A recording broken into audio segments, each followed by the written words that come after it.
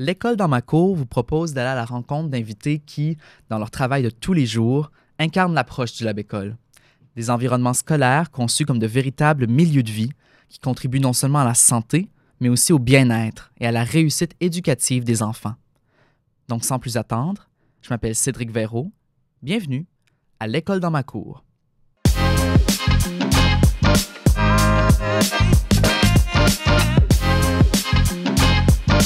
Des lieux d'apprentissage au potentiel multiplié. Chapitre 5.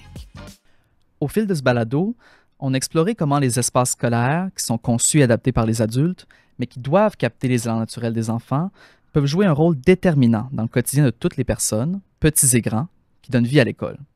Mais au-delà de la conception des espaces, il s'agit de les transformer en outils, des outils vivants, flexibles, qui ne deviennent pas des obstacles, mais des leviers pour mieux répondre aux besoins changeants des élèves comme du personnel et à l'évolution des pratiques pédagogiques. On l'a vu ensemble, l'aménagement des lieux est loin de se limiter à l'aspect esthétique.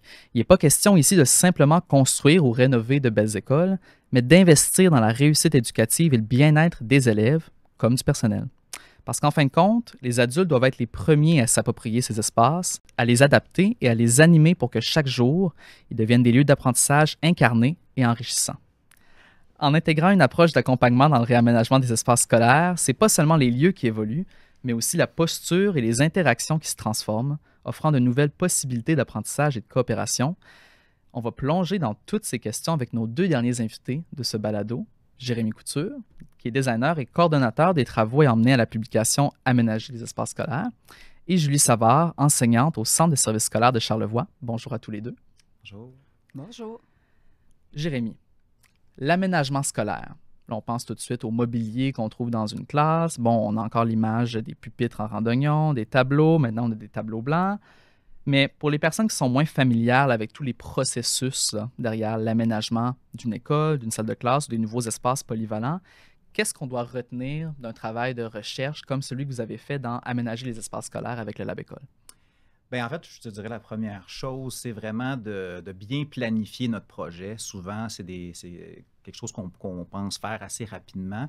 Et aussi, de mobiliser plusieurs ressources qui vont vraiment bonifier le projet et établir, un peu comme tu le mentionnes, un processus pour s'assurer justement de conserver une continuité à travers le projet d'aménagement pour avoir un projet de réussite à la fin.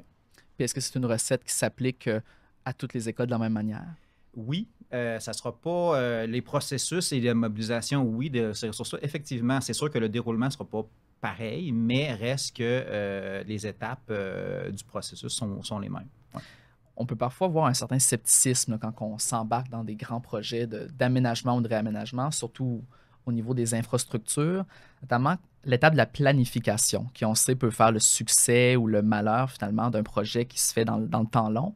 Ouais. À quel point est-ce qu'il faut prendre le temps pour planifier un projet? En fait, je pense qu'on sous-estime beaucoup le temps d'un projet d'aménagement.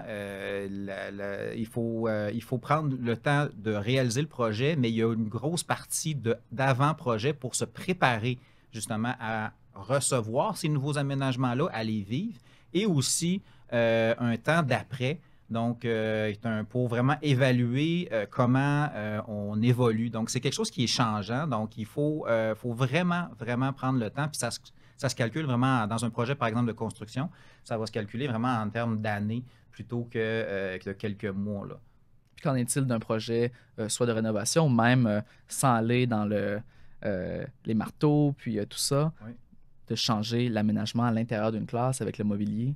Bien, c'est aussi le même processus. C'est sûr qu'au niveau du temps, ça va être beaucoup plus réduit parce qu'on a moins d'interventions à faire, mais ça reste que ça reste que c'est un projet qu'il faut bien planifier. Donc, le planifier avec beaucoup d'acteurs. Tantôt, je parlais de mobilisation. Bien, c'est sûr que les acteurs qui sont concernés dans la classe, mais aussi, il y a plein d'acteurs qui vont graviter autour, que ce soit des professionnels de l'architecture, du design, des gens justement au service éducatif, les enseignants et enseignantes qui sont dans les classes et aussi consulter les élèves. Donc, c'est vraiment comme tout un écosystème qu'il faut consulter et mobiliser. Puis, justement, cette mobilisation-là, comment est-ce qu'on suscite l'engagement concrètement?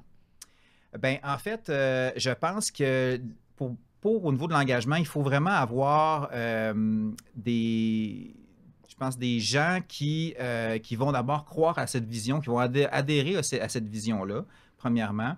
Deuxièmement, je pense que pour les engager aussi, il faut qu'ils puissent essayer des choses. Puis, tu sais, je pense que Julie en témoigne beaucoup là, dans son expérience qu'ils ont vécue dans son centre de service scolaire.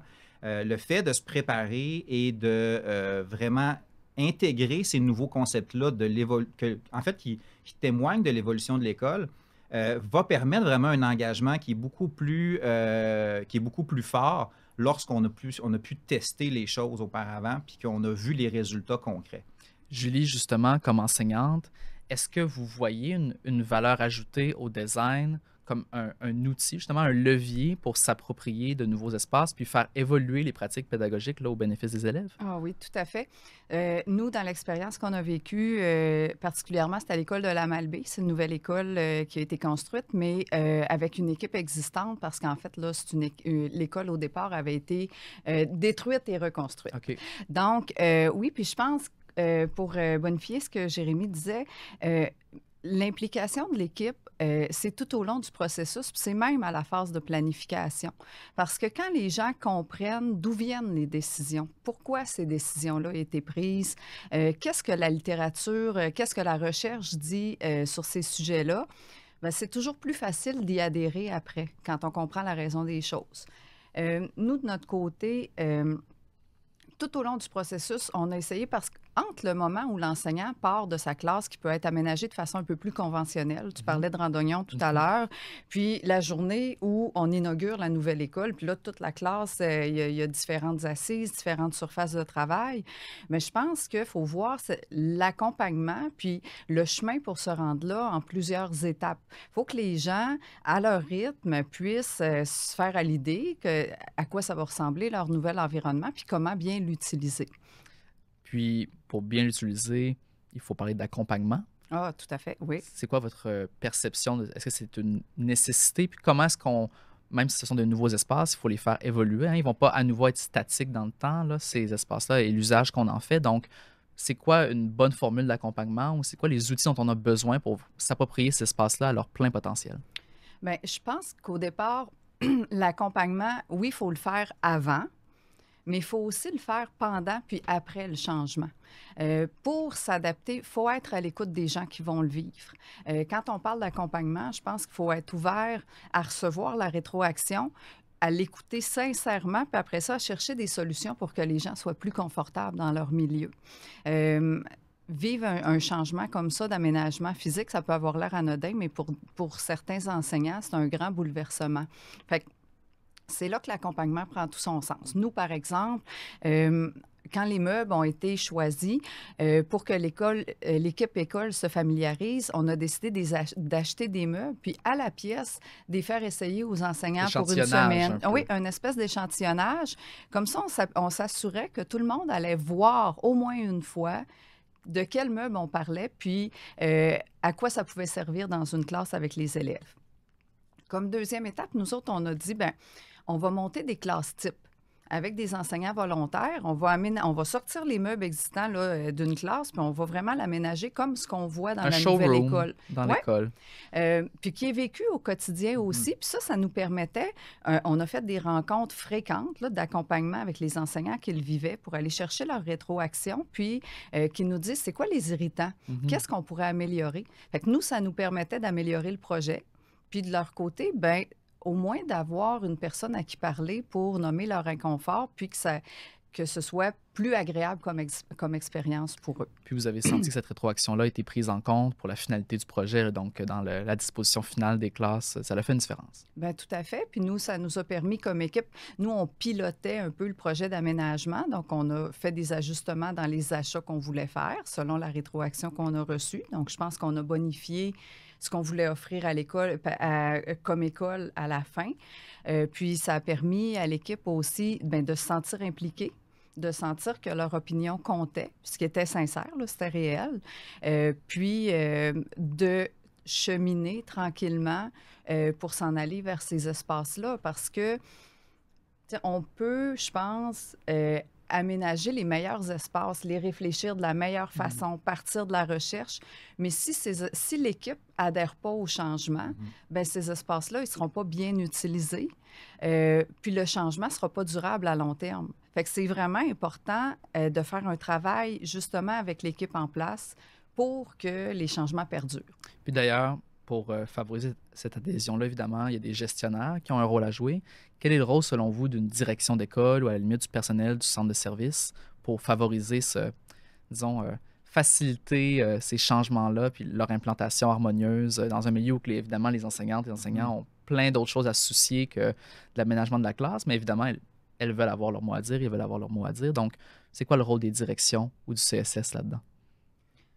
Ben, moi, je dirais que c'est un rôle qui est crucial parce que c'est un rôle qui doit incarner justement cette vision. Puis, à quelque part, elle doit être contagieuse auprès là, de tout le personnel. Donc, je pense que c'est vraiment, vraiment important, surtout dans l'évolution qu'on vit, que le monde vit et que l'école vit. Donc, je pense que, un peu ce que Julie mentionnait, il y a des principes qu'il va falloir que la recherche nous dit et qu'on doit mettre en place. Donc, les dirigeants, les directions doivent justement incarner ce changement-là et essayer de mobiliser les gens pour qu'ils puissent le déployer dans leur milieu. Là. Moi, j'ajouterais que la direction a vraiment un rôle de leader à jouer dans le sens où on doit avoir des orientations claires quand on travaille sur un projet comme ça. Autant la direction générale, nous, notre mandat, c'était clair au départ, on prépare l'école des 50 prochaines années. Ça donnait une vision pour tout le monde. Fait que si on voulait regarder en arrière, c'était pas vers là où on s'en allait, puis la direction était claire.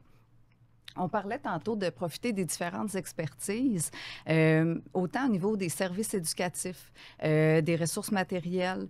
Au service éducatif, il y a un service d'ergothérapie aussi. Donc, aller chercher les différentes expertises, mais que les directions de ces services-là se soient d'abord parlé pour qu'on travaille tous dans la même direction, puis mettre des éléments comme incontournables ou des limites qu'on ne voudra pas franchir. Ça rend les discussions après ça avec l'équipe beaucoup plus fluides, beaucoup plus faciles, puis ça met fin aussi des fois à certains débats qui n'ont pas lieu d'être parce que ça ne va pas vers la vision où on veut aller. Première chose, au niveau des directions d'école, quand on gère des projets comme ça, je pense que c'est aussi de prévoir les moments d'accompagnement, les organiser de façon formelle, libérer du personnel pour qu'on ait le temps de se parler. Tu sais, entre deux cloches, là, dans un corridor, comment ça va ta classe, c'est pas nécessairement là où on va avoir les vraies réponses. Fait que, puis d'allouer les ressources aussi. Pour faire un bon accompagnement, ça prend du temps. Des fois, ça va être des ressources financières parce que si un enseignant n'a pas aimé telle surface de travail, peut-être qu'on va avoir les moyens d'en acheter une autre pour faire un deuxième essai. Puis, ça va être aussi les ressources humaines pour qu'on ait l'expertise pour accompagner les gens. Donc, ce n'est pas une participation d'accompagnement de surface finalement, mais donc qu'on prenne le temps. Oui, exact. On a parlé des adultes qui conçoivent et qui aménagent ces espaces-là puis qui s'y approprient au quotidien. Bon, évidemment, on doit parler des élèves. C'est eux qui doivent en profiter de ces espaces-là. Donc, comment est-ce qu'on peut assurer l'engagement des élèves dans des projets de réaménagement? Quelle est la différence que ces projets-là font dans l'engagement des élèves au quotidien à l'école? Moi, je pense que ça change complètement la donne. Les élèves, en fait, ils ont plusieurs besoins qui, peut-être dans les anciennes façons de faire, n'étaient pas nécessairement comblés. Donc, il y avait souvent une portion des élèves qui ne s'y retrouvaient pas. Je pense que là, l'idée est beaucoup basée au niveau d'inclusion et de la diversité. Donc, on crée des aménagements qui amènent la diversité où on peut ouvrir à plusieurs possibilités. Donc, pour l'enseignant et aussi pour l'élève. Donc, l'enseignement est plus centré sur lui-même. Donc, il peut avoir un enseignement peut-être plus traditionnel avec un frontal qu'on appelle. Sinon, d'avoir vraiment un enseignement par les pairs ou même pour lui d'avoir un espèce d'auto-enseignement. Donc, d'utiliser l'aménagement et le mobilier pour cibler un peu le type d'apprentissage qu'ils souhaitent faire. Donc, je pense qu'on gagne vraiment beaucoup à avoir, pour l'élève, d'avoir vraiment ces nouveaux aménagements-là parce que ça laisse libre un peu à son autonomie dans son apprentissage. On n'a pas un seul modèle, mais plusieurs recettes gagnantes. Exact. J'ai le goût de vous poser la question pour conclure à tous les deux. Bon, il y a plein de choses qu'on pourrait encore changer malgré les 8 dernières années de progrès avec le Lab École, puis toute la collaboration justement qui s'est faite autour de ces questions-là d'aménagement d'espace scolaire. Mais c'est quoi les changements que vous souhaiteriez encore voir dans la façon dont on conçoit et utilise ces espaces-là au Québec là, pour l'avenir? Je pense qu'il y a plein de choses, il y a plein de choses à dire là-dessus, mais, l'embarras du choix. Mais je crois que, je pense que Julie en mentionnait beaucoup, le point de l'accompagnement, je pense, qui est crucial parce que je pense qu'il ne faut pas juste qu'on achète du mobilier puis qu'on essaie on se dit que c'est ça la solution. Je pense qu'il faut acheter du mobilier, mais de concert avec toute une équipe et aussi d'adhérer à une vision qui est commune. Je pense que ça, c'est vraiment des éléments clés dans notre projet. On parlait de bien planifier. Je pense qu'il faut s'approprier ces processus-là. On est vraiment, à mon avis, dans un départ. Il y a plein de choses, plein de belles choses qui se font un peu partout dans le monde et beaucoup au Québec. C'est juste de rallier un peu toutes ces façons de faire-là pour peut-être les concentrer pour arriver à mener des projets qui vont être, je pense, dans l'évolution de mieux en mieux. Je sais pas, Julie. Bien, en fait, comment concevoir des bons espaces puis comment bien les utiliser, je pense que c'est des concevoir en fonction des besoins de l'élève. Première chose. C'est facile, puis c'est pas des mauvaises intentions, mais des fois de penser l'espace en fonction de nos besoins d'adultes. C'est bête de dire ça. Hein? Mais oui, ça, c'est une première chose. Puis bien les utiliser, je pense que c'est oser se lancer dans l'inconnu. Puis ça aussi, ça a l'air facile à dire, mais c'est quand même pas facile quand on est confortable dans nos méthodes depuis plusieurs années. Donc, oser l'essayer. Nommer nos inconforts aux bonnes personnes au bon moment aussi. Quand il y a des moments d'accompagnement, justement, bien, c'est là où on peut faire avancer les choses. Puis je pense que c'est de voir aussi le mobilier comme un outil de plus, comme intervenant scolaire, qu'on peut mettre au service de la pédagogie, puis qu'on peut mettre au service des élèves pour mieux répondre à leurs besoins. Parce que selon l'aménagement physique, ça nous permet vraiment de faciliter la mise en place des bonnes approches pédagogiques puis d'être innovant aussi. Et vous avez le vrai mot de la fin, puisque c'est le dernier épisode de ce balado. Qu'est-ce qui vous motive pour la suite, en quelques mots? Bien, moi, je vois des belles choses. Je pense qu'on voit de plus en plus de beaux projets, puis on voit justement que ça a été réfléchi. Fait que je pense que ça, c'est une chose. Puis l'autre chose, c'est qu'on voit qu'il y a vraiment un impact. Moi, je vois vraiment que ça peut créer vraiment un impact pour le futur. C'est qu'on prépare nos jeunes pour éventuellement le marché du travail. Je pense que le fait d'avoir des espaces, des environnements qui sont propices à ça, cet apprentissage-là, je trouve que c'est motivant de voir ça. Puis j'espère sincèrement que ça va se poursuivre. Puis en fait, je suis quand même confiant que ça va se poursuivre dans cette veine-là. Et de la bouche d'une enseignante? Bien, en fait, je pense qu'on fait les choses parce qu'on y croit. Premièrement, on pense que ça peut faire une différence réelle pour certains élèves. L'autre chose, puis ça, c'est une conviction qui est plus personnelle, c'est que la société évolue tellement vite. Des fois, nous-mêmes, comme adultes, on peut se trouver un peu dépassés, mais je pense que comme système d'éducation, on a la responsabilité, puis si ce n'est pas le devoir, d'évoluer nous autres aussi, puis d'être en mouvement, puis de se mettre en action pour vraiment former, outre le français puis les mathématiques, bien, former les jeunes qui vont être les adultes de demain, puis qui vont être capables de porter cette société-là, puis de l'amener encore plus loin. Fait que je pense qu'on a le devoir de se mettre en mouvement puis d'amener du changement. On a tous nos devoirs à faire. Merci à tous les deux d'avoir été là aujourd'hui. Très inspirant. Merci. Merci.